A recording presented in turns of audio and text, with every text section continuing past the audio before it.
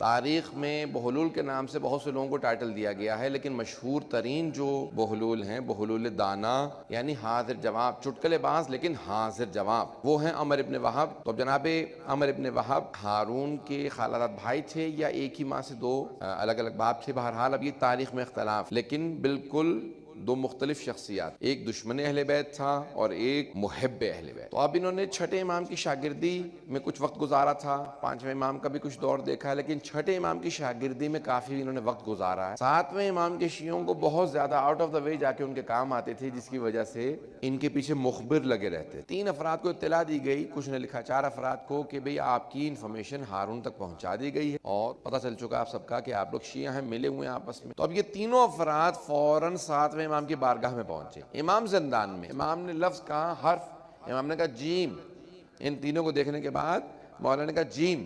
اب جناب بہلول دانا نے امام سے جب سنا نا جیم تو انہوں نے فوراً سمجھ لیا کہ امام مجھے کہہ رہے ہیں جنون، یعنی یہ پاگل ہو جاؤ، مجنون۔ دیکھیں تقویٰ کیا چیز ہے۔ امام معصوم علیہ السلام کے عشق میں، محبت میں جناب بہلول نے اپنا محل چھوڑا، پیلس چھوڑا اور سڑک پہ سونے لگے۔ اور انہوں نے کہا بھی جا کے تلاش کرو، کہا کہ وہ تو پاگل ہو گیا۔ کہا کیسے پاگل ہو گیا؟ وہ تو بہت ذہین آدمی ہے، بہت تیز آدمی ہے، وہ سڑک پہ سو رہا ہے۔ اہل چھوڑ کے کون سڑک پہ سوئے گا؟ اس کا مطلب ہے دیوانہ ہو گیا، پاگل ہو گیا۔ جب آ کے اس نے خود دیکھا ہارون نے، اس نے کہا واقعی یہ تو پاگل ہو گیا، اس نے سارے اپنے کپڑے پھاڑ لیے ہیں، اب اس کو کچھ نہ کہنا۔ ہمیں یہ تب تک ہمارا دشمن ہے جب اس کے پاس عقل ہو، جب عقل ہی نہیں ہے تو ہمارا دشمن ہی نہیں ہے۔ 7ویں امام کا دور ہے، 9ویں امام علیہ السلام کے دور میں جا کے انتقال ہوا۔ اتنے طویل مدت، اتنے طویل عرصے مسلسل انہوں نے اپنے آپ کو دیوانہ رکھا صرف اور صرف عشق آل محمد میں۔ اب محل میں آنے جانے کی ان کو اجازت تھی۔ ایک مرتبہ محل میں گئے، ہارون نہیں تھا، جا کے تخت پہ بیٹھ گئے۔ جب تخت پہ بیٹھے تو لوگوں نے اتار کے ان کو بہت مارا پیٹا، اتنا مارا کہ رونے لگے، سارے کپڑے ان کے ویسے بھی خراب تھے اور زیادہ پھٹ گئے۔ تو زمین پہ بیٹھ کے رو رہے تھے، اتنے میں ہارون آیا، وہ آ کے اپنے تخت پہ بیٹھے۔ کبھی کیا بات ہے، یہ کیوں رو رہا ہے؟ کبھی حضور آپ کے تخت پہ بیٹھ گیا تھا، ہم لوگوں نے اس کو بہت مارا، بہت خوش ہوا کہ اچھا کیا مارا، آئندہ میرے تخت پہ نہیں بیٹھے گا۔ پھر بھی جناب بہلول رونا بند نہیں کر رہے تھے۔ تو ہارون نے کہا کہ بہلول کب تک روتے رہو گے، بس کرو اب، چپ ہو جاؤ۔ کہا میں اپنے لیے نہیں، میں تو تیرے لیے رو رہا ہوں۔ اتنی سی دیر کے لیے اہل بیت کے حق کو غصب کر کے بیٹھا تھا، میں نے اتنی مار کھائی ہے، تو کب سے بیٹھا ہے، تو کتنی مار کھائے گا؟ ان باریکیوں کے اندر بھی جناب بہلول مسلسل جو پیغام دے رہے ہیں وہ حق کا پیغام پہنچا رہا ہے۔ جناب بہلول دانا بہت زیرک، بہت ہوشیار، بہت سمجھدار اور ہر طرح سے پیغام اہل بیت کو عام کرنے والے۔ بہت بڑا ایک عبداللہ مبارک نامی صوفی گزرا ہے تاریخ میں، اہل سنت کا بہت بڑا صوفی پیشوا ہے عبداللہ مبارک۔ تو عبداللہ مبارک جو ہے وہ اپنے پرانے زمانے میں جو صوفی شیخ ہوا کرتے تھے، ان کے ساتھ مرید وغیرہ بہت زیادہ ساتھ ہوتے تھے، وہ پیر اور ساتھ میں مرید۔ اب وہ پیر صاحب عبداللہ مبارک آگے چل رہے ہیں، ساتھ میں مرید ہیں، ان کی کہیں نگاہ پڑی جناب بہلول دانا پہ، کہا بھئی یہ بہلول دانا یہ کہاں؟ ان کا لباس کریں گے یہ تو مجنون ہے، یہ تو پاگل ہے۔ نہیں آپ کو اندازہ نہیں ہے، یہ جعفر ابن محمد کے پڑھائے ہوئے ہیں۔ اب سب کے سامنے وہ گئے اور جا کے عبداللہ مبارک نے فوراً حضرت بہلول دانا سے کہا میں آپ سے کچھ بات کرنا چاہتا ہوں، بس یہی کہنا تھا کہ میں بات کرنا چاہتا ہوں۔ جناب بہلول سمجھتے تھے کہ یہ پیر ہے، سارے مرید ساتھ ہیں۔ تمہیں بات کرنا آتی ہے؟ بات کیسے کرتے ہیں؟ تم بات کرنا جانتے ہو؟ کہا ہاں بات کرنا جانتا ہوں۔ اچھا بتاؤ بات کیسے کی جاتی ہے؟ سارے مرید سن رہے ہیں کہ یہ بتائیں کہ بات کیسے کی جاتی ہے۔ کہا آرام آرام سے بولنا، الفاظ کو گن گن کے بولنا، سوچ سمجھ کے بولنا۔ کہا جاہل آدمی، تجھے تو بولنا تک نہیں آتا۔ ایسے انہوں نے یہ کہا، سارے مرید کہنے لگے اس کا منہ لگنے کی کیا ضرورت تھی، مجمع عام میں آپ نے اپنی توہین کروا لی، سب کے سامنے اس نے آپ کو جاہل کہہ دیا، آپ اتنے بڑے پیر، اتنے بڑے آپ، نہیں کوئی حکمت ضرور ہوگی۔ وہ مرید نہیں سمجھ رہے تھے، پیر سمجھ رہا تھا۔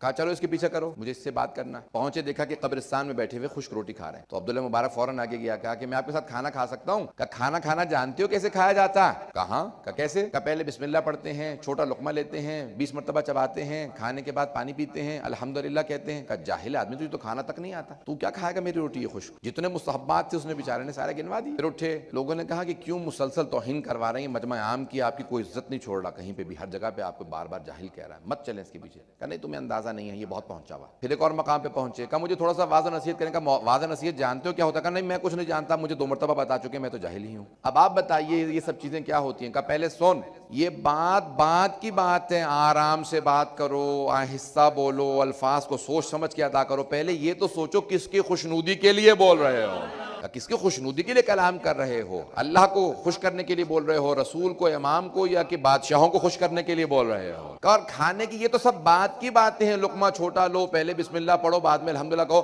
پہلے یہ تو دیکھ لو کسی یتیم کا حق تو غصب نہیں کیا ہے، آل محمد کا غصبی تو نہیں کھا رہے ہو، دنیا کے اندر کو حرام تو ہاتھ میں نہیں لے لیا ہے، جب حلال کھاؤ گے بعد میں مستحبات کی نوبت آئے گی۔ مستحبات کی نوبت تو بعد میں آتی ہے، پہلے بنیادی چیزیں تو درست کرو۔ اب وہ عبداللہ مبارک رونے لگا، سارے شاگرد کہنے لگے کہ استاد جی تو آپ سے زیادہ قابل ہے کہ اب جو اتنی دیر سے میں بتا رہا تھا۔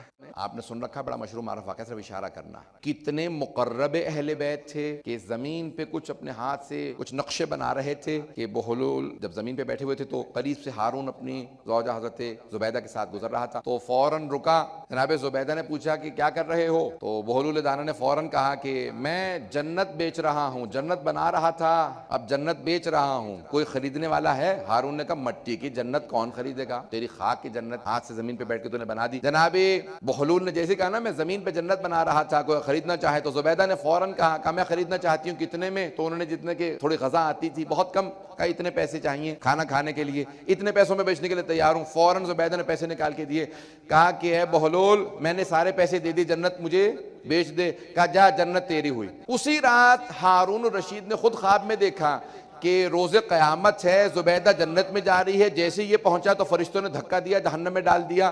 کہا بھی میں بھی جنت میں جانا چاہتا ہوں۔ کہا کہ نہیں، زبیدہ نے دنیا میں جنت خرید لی تھی، تو جہنمی ہے۔ جیسی صبح اٹھا دوڑتا ہوا، کہا بہلول کو تلاش کرو۔ کہا بہلول میں بھی سودا کرنے کے لیے آیا ہوں۔ کہا نہیں، میں صرف انہیں جنت فروخت کرتا ہوں جو بغیر دیکھے سودا کرتے ہیں۔ جو اتنا مقرب اہل بیت ہو کہ اگلے کے خواب کو پڑھ لیتا ہو، اسی کا اتنا مقام بنتا ہے کہ بہلول بن جائے۔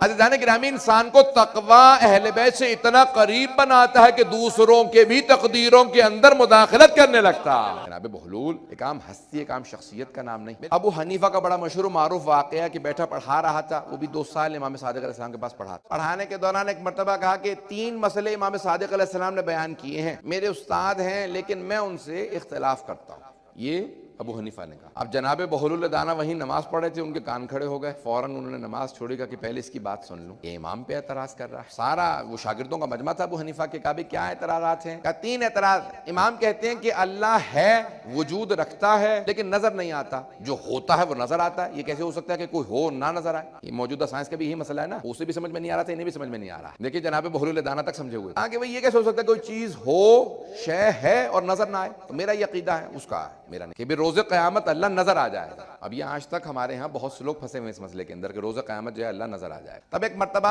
غور سے سننا شروع کیا جناب بہلول دانا نے، اس نے کہا کہ جو شے ہوتی ہے وہ عقل نظر آنی چاہیے، اللہ اگر ہے تو نظر آنا چاہیے، تو روز قیامت اللہ نظر آ جائے گا، کیونکہ اللہ ہے۔ یہ نہیں کہا کہ نہیں ہے، لیکن اللہ قیامت کو نظر آ جائے گا۔ امام نے فرمایا کہ اللہ کبھی بھی نظر نہیں آتا، قرآن کی آیت ہے، لن ترانی موسیٰ ہرگز میں کسی کو نظر نہیں آتا۔ نمبر 2، امام کہتے ہیں کہ انسان اپنے افعال کا خود ذمہ دار ہے، ان اللہ علی کل شیء قدیر، قرآن کی آیت ہے کہ اللہ ہر چیز پہ قدرت رکھتا ہے۔ تو پھر ہم جو گناہ کرتے ہیں، جو نیکی کرتے ہیں، اس کا ذمہ دار اللہ ہے، ہم نہیں۔ تو امام کہتے ہیں کہ نہیں، انسان کو ہی سزا ملے گی، جزا ملے گی۔ میں کہتا ہوں نہیں، اللہ کو سزا، اور معاذ اللہ استغفر اللہ، وہ اس کا اعتراض تھا۔ اس نے کہا کہ یہ میں جبریہ کا نظریہ مانتا ہوں، امام صادق علیہ السلام کا نظریہ نہیں مانتا۔ اور تیسرا مسئلہ یہ ہے کہ امام کہتے ہیں کہ شیطان آگ سے بنا ہے، جہنم میں بھی آگ ہے، اور شیطان کو جہنم میں سزا ملے گی۔ میں کہتا ہوں کہ نہیں، ہو نہیں سکتا۔ تو لوگوں نے کہا کیوں؟ کہا کیونکہ آگ کو کیسے نقصان پہنچا سکتی ہے؟ اعتراض سمجھ میں آیا؟ کہ دونوں ہم جنس ہیں، آگ کو نقصان نہیں پہنچا سکتی۔ فوراً جناب بہلول دانا نے ایک مٹی کا ڈھیلا اٹھایا بڑا سا اور پھینک کے مارا ابو حنیفہ کے سر میں، پوری طاقت سے مارا، اس کا دماغ ہل گیا۔ اب ایک مرتبہ بہت زور سے جب ڈھیلا مارا، وہ زمین پہ گرا، ممبر سے جیسے گرا تو اس نے کہا کہ پکڑو، یہ بہلول دانا نے مارا، میں نے خود دیکھا ہے۔ اب سارے شاگرد بھاگنے لگے جناب بہلول دانا کے پیچھے، انہوں نے تو اپنے آپ کو ویسے ہی مجنون ڈکلیئر کر رکھا تھا، ان کو ضرورت نہیں تھی، وہ فوراً بھاگنے لگے۔ اب پورا کوفہ دیکھ رہا ہے کہ امام ابو حنیفہ کے شاگرد جو ہیں بہلول دانا کے پیچھے، اور وہ دوڑ رہے ہیں کوفے کی ساری گلیوں میں، اور وہ تیز دوڑ رہے تھے، اور یہ سارے کے سارے ان کے پیچھے، پورا کوفہ جمع ہو گیا، وہ بھی مجمع لگا رہے تھے تاکہ بات سب تک پہنچ جائے۔ یہاں تک کہ انہوں نے پکڑ لیا، مارنا شروع کیا۔ انہوں نے کہا نہیں، البینۃ علی المدعی، جو دعویٰ رکھتا ہے وہ بینہ لے کے آتا۔ تمہارا میرے خلاف کوئی دعویٰ ہے تو تم مارو، اگر نہیں تو پھر مجھے قاضی کے پاس لے جاؤ۔ تو انہوں نے کہا نہیں، مارنا تو ہمارا نہیں بنتا، قاضی کے پاس لے چلتے ہیں۔ دیکھیں کتنے اس حالت کے اندر بھی شریعت پوری ذہن پہ نافذ ہے، اسے تقویٰ کہا جاتا۔ کہا مجھے قاضی کے پاس لے جاؤ، میں کہیں پہ بھی اپنے آپ کو ہار نہیں تسلیم کروں گا۔ آپ قاضی کے پاس لے کے آئے، وہ قاضی بھی جیسے تھے اس زمانے کے۔ قاضی نے کہا کیا بات ہے کہ آدمی کو لے کے آئے ہیں، اس نے ہمارے استاد ابو حنیفہ کو مارا۔ قاضی نے کہا بھی تم نے مارا، کبھی تم کیسے قاضی ہو جس کا مقدمہ ہے وہ خود موجود نہیں ہے، تو تم مجھ سے کیوں سوال کر رہا ہے؟ قاضی کے لیے کتنی سخت شرائط ہیں۔ قاضی نے کہا لے کے آؤ جس کا کیس ہے۔ اب سارا کوفہ جمع ہو گیا، امام ابو حنیفہ کے خلاف کیس ہے، کون؟ بہلول دانا نے پتھر مارا۔ جیسے پہنچا ابو حنیفہ تو کہا کہ بھئی کیا مسئلہ ہے؟ کہا بھئی مسئلہ کیا ہے؟ تجھے لوگ بالکل صحیح کہتے ہیں کہ تو پاگل ہے، تو نے مجھے پتھر مارا اور کیا مسئلہ؟ کہا اگر پتھر مارا تو کیا ہوا؟ اب پتھر مارنے سے کیا ہوتا ہے؟ درد ہوتا ہے، میرا پورا دماغ ہل گیا، سر میں ابھی تک درد ہے۔ کہا درد ہے تو ذرا دکھا دے، پتہ چلے سب کو کہ درد کیسا ہے۔ کہا درد دیکھا نہیں جاتا، محسوس کیا جاتا۔ کہا تو نے تو کہا تھا جو شے ہوتی ہے وہ دیکھی جاتی ہے، ہر وہ شے جو ہے وہ نظر آتی ہے۔ یا درد دکھا یا مان، خدا کو دیکھا نہیں جا سکتا، محسوس کیا جاتا۔ خدا کو محسوس کیا جاتا، دیکھا نہیں جا سکتا۔ کہا نہیں تو بات کو ٹال رہا ہے، تو نے مجھے پتھر مارا۔ اس نے کہا اچھا پتھر کس چیز کا بنا ہوا تھا؟ کہا مٹی کا۔ کہا تو کس چیز سے بنا ہے؟ کہا مٹی سے۔ کہا تو نے تو کہا تھا کہ ہم جنس کو نقصان نہیں پہنچاتا، آگ آگ کو نقصان نہیں پہنچا سکتی، تو پھر مٹی مٹی کو کیسے نقصان پہنچا سکتی ہے؟ کہ لیکن تو نے تو کہا تھا ان اللہ علی کل شیء قدیر، اللہ ہر چیز پہ قدرت رکھتا ہے۔ نہ اللہ چاہتا نہ میں تجھے پتھر مارتا، جا جا کے اللہ سے لڑ، اس نے تجھے پتھر مروایا۔ فوراً ابو حنیفہ اترا اور کہا کہ چلو یہاں سے۔ اس نے پورے نظریات کا آج ہمارے جنازہ نکال دیا، سارے نظریات کو ایک پتھر مارنے میں رد کر دیا۔ بہلول دانا ایک ایسی ہستی کا نام ہے جس نے صادق آل محمد سے علوم کی ایسی گوشہ چینی کی تھی کہ 100 سال تک مسلسل دفاع مکتب اہل بیت کرتے رہے، اور واقعاً اتنا ہی انسان کو دیوانہ ہونا چاہیے عشق اہل بیت میں کہ بہلول بن جائے۔